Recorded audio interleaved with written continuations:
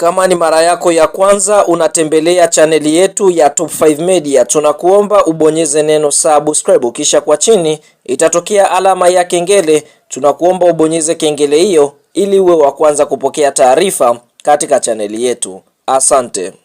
Yes, baada ya dakika 90 za mchezo wa ligi kuu ya NBC Tanzania bara kati ya Singida Black Stars dhidi ya timu ya Yanga Sports Club kuweza kutamatika kwa timu ya Yanga Sports Club kuweza kuibuka na ushindi wa chuma 3-0 wakiwa ugenini pale kwenye dimba la Airtel Stadium, ambapo huu ni uwanja wa nyumbani wa timu ya Singida Black Stars.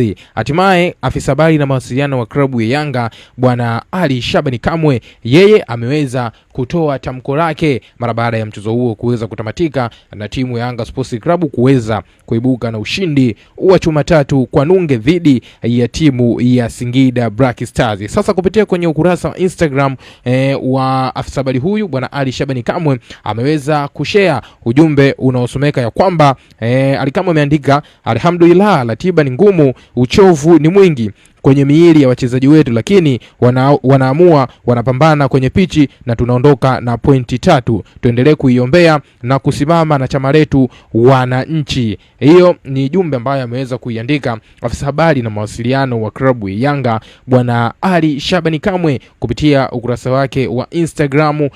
Lakini pia akuishia hapo, ameweza kuandika tena ya kwamba Mungu azidi kukubariki Mgaratia Prince Dube, uko kwenye vita ya ufungaji, nafasi ya kuongeza goli inakuja, unaacha na kumpa mpira mchezaji mwenzako kufunga bao lake la kwanza. Sio kila mshambuliaji anaweza kufanya hili, lengo lake ni timu iwe bora, sio yeye awe bora. Ubarikiwe Prince.